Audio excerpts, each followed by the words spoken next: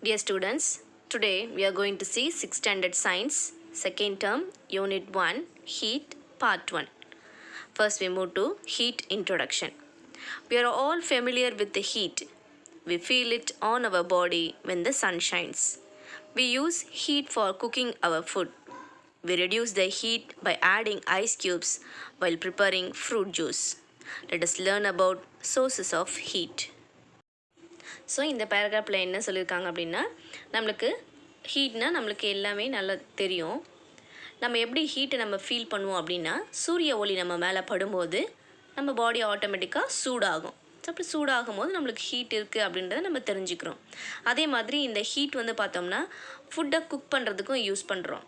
அது மட்டும் இல்லாமல் இந்த ஹீட்டை நம்ம எப்படி ரெடியூஸ் பண்ணுறோம் அப்படின்னா by adding ice cubes while preparing fruit juice. So அந்த ஹீட்டை நம்ம எப்படி ரெடியூஸ் பண்ணுவோம் அப்படின்னா ஐஸ் க்யூப்ஸை ஜூஸ் ப்ரிப்பேர் பண்ணும்போது ஐஸ் க்யூப்ஸை போட்டு அதில் இருக்கக்கூடிய ஹீட்டை நம்ம கம்மி பண்ணுறோம். Okay, let us learn about sources of heat. இப்போ நம்ம என்ன பார்க்க போகிறோம் அப்படின்னா ஹீட்டுக்கான சோர்சஸ் என்னென்ன, எங்கேருந்துலாம் ஹீட் நம்மளுக்கு கிடைக்குது அப்படின்றத நம்ம பார்க்க போகிறோம். Sources of heat. Number 1, sun. We all know that the sun gives us light. Does it give us heat? After standing under the sunlight for some time, touch your head. Does it feel hot?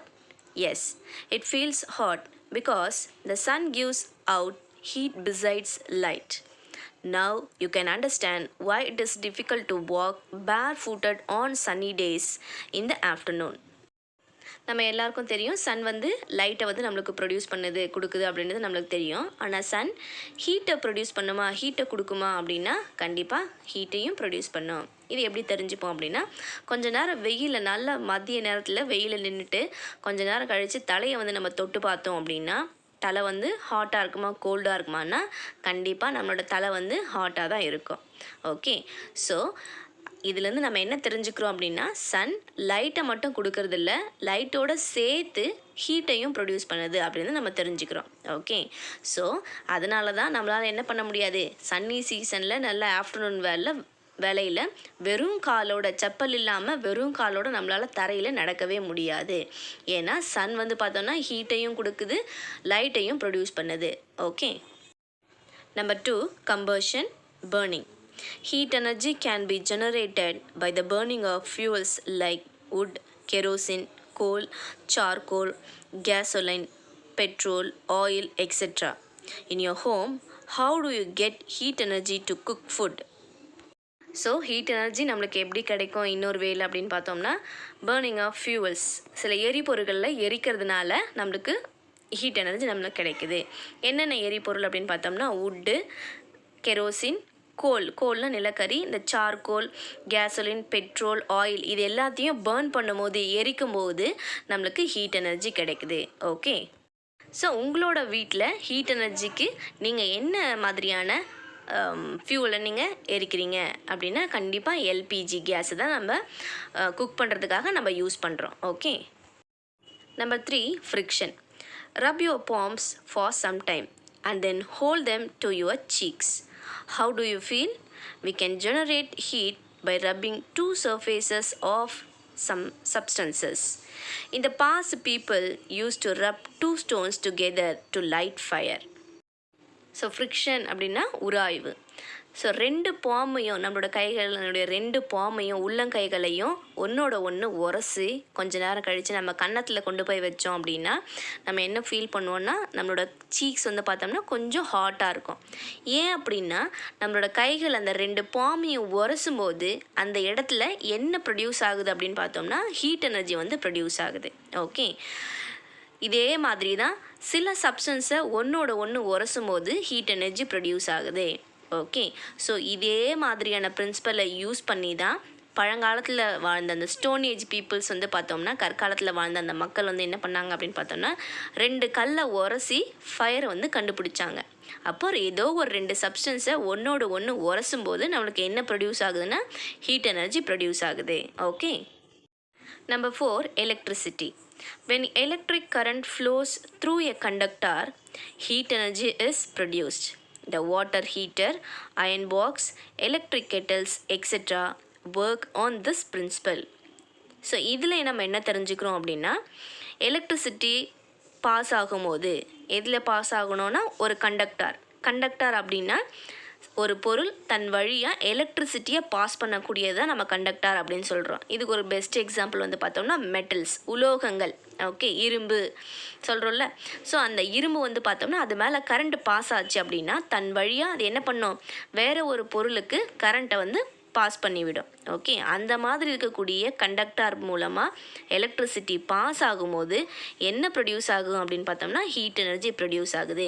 இதுக்கு ஒரு best example என்னென்ன அப்படின்னு பார்த்தோம்னா நம்ம வீட்டில் use பண்ணக்கூடிய water heater, அடுத்தது iron box, electric kettles, இது எல்லாமே என்ன பண்ணோம் அப்படின்னு பார்த்தோம்னா ஹீட் எனர்ஜியை ப்ரொடியூஸ் பண்ணோம். எலக்ட்ரிசிட்டியை வாங்கிட்டு ஹீட் எனர்ஜியை கொடுக்கக்கூடிய ஒரு பொருட்கள் இது எல்லாமே. Okay, so sources of heat என்னென்ன அப்படின்னு பார்த்தோம்னா number 1 sun, number 2 combustion or burning, number 3 friction, number 4 electricity. Next we move to heat. Molecules in objects are constantly vibrating or moving inside objects. We cannot see that movement with our naked eye. When we heat the object, this vibration and movement of a molecule increases and the temperature of the object also increases. So இந்த பேராகிராஃப்லேருந்து நம்ம என்ன தெரிஞ்சுக்கிறோம் அப்படின்னா ஒரு ஆப்ஜெக்டில் ஏதோ ஒரு பொருள், அது வந்து சாலிடாக இருக்கலாம், இல்லை லிக்விடாக இருக்கலாம், இல்லை கேஷியஸ் ஸ்டேட்டில் இருக்கக்கூடிய ஏதோ ஒரு ஆப்ஜெக்டில் இருக்கக்கூடிய மாலிக்யூல்ஸ் எல்லாமே கான்ஸ்டண்ட்னா நிலையானதாக வைப்ரேட் ஆகிட்டே இருக்குமா. வைப்ரேட்னா அதிர்வடைஞ்சிட்டே இருக்கும். ஆர் மூவிங் இன்சைட் ஆப்ஜெக்ட், ஒரு இடத்துலேருந்து இன்னொரு இடத்துக்கு மூவ் ஆகிட்டே இருக்கும். கான்ஸ்டண்ட்டாக வைப்ரேட் ஆகிட்டே இருக்கும், ஒரு இடத்துலேருந்து இன்னொரு இடத்துக்கு கான்ஸ்டண்ட்டாக கொஞ்சமாக மூவ் ஆகிட்டே இருக்கும். ஓகே, ஸோ இந்த மாதிரியான மூமெண்ட், இந்த வைப்ரேஷன், அந்த மாலிக்யூல்ஸ் வைப்ரேட் ஆகக்கூடியதை நம்மளால் என்ன பண்ண முடியாது, நார்மல் விஷனால் நம்மளால் பார்க்க முடியாது. Okay, when we give heat energy, suppose அந்த ஆப்ஜெக்டை நம்ம ஹீட் பண்ணுறோம் அப்படின்னா இந்த வைப்ரேஷனும் மூமெண்ட்டும் ஃபாஸ்ட்டாக நடக்குமா அந்த மாலிக்யூலில். ஸோ ஒரு ஆப்ஜெக்ட்க்கு நம்ம ஹீட் எனர்ஜியை கொடுக்கும்போது மாலிக்யூல்ஸ் வைப்ரேட் ஆகும், ஒரு இடத்துல இன்னொரு இடத்துக்கு ஃபாஸ்ட்டாக மூவ் ஆகும். நெக்ஸ்ட்டு அந்த ஆப்ஜெக்டினுடைய டெம்பரேச்சரும் also increases. Look at the picture. Particles before heat. The second image represent particles after heat. So before heat பண்ணுறதுக்கு முன்னாடி ஒரு ஆப்ஜெக்டில் இருக்கக்கூடிய பார்ட்டிகல்ஸ் எப்படி இருக்குது பாருங்கள், குறைவான வைப்ரேஷன் இருக்குது. அதே வந்து பார்த்தோம்னா பார்ட்டிகல்ஸை ஹீட் பண்ணும் போது, ஒரு ஆப்ஜெக்டை ஹீட் பண்ணும் போது அதில் வைப்ரேஷன் எவ்வளோ இருக்குது பாருங்கள். ஓகே, ஸோ ஒரு ஆப்ஜெக்டை நம்ம ஹீட் பண்ணோம் அப்படின்னா வைப்ரேஷன் அதிகமாகும், மூமெண்ட் அதிகமாகும், அதோட டெம்பரேச்சரும் இன்க்ரீஸ் ஆகும். So next heat definition. Heat is an energy that raises the temperature of a thing by causing the molecules in that thing to move faster. Heat is an energy that raises the temperature of a thing by causing the molecules in that thing to move faster. So ஹீட்டுன்றதுக்கான definition என்ன அப்படின்னு பார்த்தோம்னா ஹீட்டுன்றது ஒரு energy. Okay, so இந்த energy என்ன rise பண்ண போகுது, ரைஸ்னால் அதிகப்படுத்துறது. Okay, heat energy that rises the temperature of a thing, ஏதோ ஒரு பொருளினுடைய டெம்பரேச்சர்னால் வெப்பநிலையை உயர்த்த போகுது.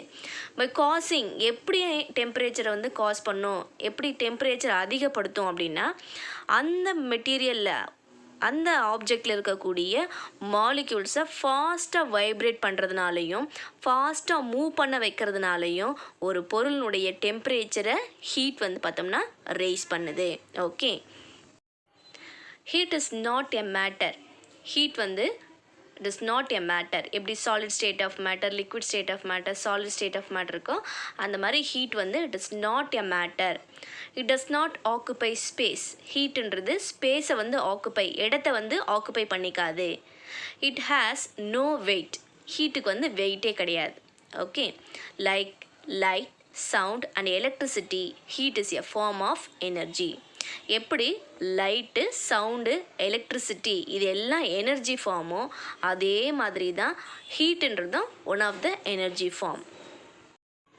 In short, heat is the total kinetic energy of constituent particles of objects. So short ஃபார்மில் ஹீட் நம்ம எப்படி ரெப்ரசன்ட் பண்ணுவோம் அப்படின்னா டோட்டல் கைனெட்டிக் எனர்ஜி. டோட்டல்னால் ஒட்டுமொத்தமான, கைனெட்டிக் எனர்ஜினா இயக்க ஆற்றல் அப்படின்னு சொல்லுவோம். ஸோ இயக்க ஆற்றல் அதாவது ஒரு பொருளில் இருக்கக்கூடிய பார்ட்டிகல்ஸ்னால் அந்த பிக்சர் நம்ம பார்த்தோம்ல, அந்த மாலிகுல்ஸ் தான் நம்ம பார்ட்டிகல்ஸ் சொல்லுவோம். ஸோ அந்த பார்ட்டிகல்ஸினுடைய கைனெட்டிக் எனர்ஜி எவ்வளோ அது வைப்ரேட் ஆகுது, எவ்வளோ மூவ்மெண்ட் ஆகுது அப்படின்றத அதனுடைய கைனெட்டிக் எனர்ஜி நம்ம சொல்லுவோம். ஓகே, ஸோ ஹீட்டுன்றது என்ன அப்படின்னு பார்த்தோம்னா ஒரு ஆப்ஜெக்டில் இருக்கக்கூடிய அந்த பார்ட்டிகல்ஸினுடைய டோட்டல் கைனெட்டிக் எனர்ஜியை தான் நம்ம என்ன சொல்கிறோம் அப்படின்னா ஹீட்டு நம்ம சொல்கிறோம். ஓகே, ஸோ இந்த ஹீட்னுடைய SI unit of heat is joule. The unit calorie is also used. So heat நம்ம ரெப்ரசன்ட் பண்ணுறதுக்கு SI யூனிட் வந்து பார்த்தோன்னா ஜூல். இன்னொரு ஃபார்ம்லேயும் நம்ம அதை ரெப்ரசன்ட் பண்ணோம். இன்னொரு யூனிட்டையும் கொடுப்போம் நம்ம அதுக்கு. அது என்ன அப்படின்னு பார்த்தோம்னா கலோரி அப்படின்றதுலையும் நம்ம ரெப்ரசன்ட் பண்ணுவோம் ஹீட்டை. Okay, so the remaining next class. Thank you.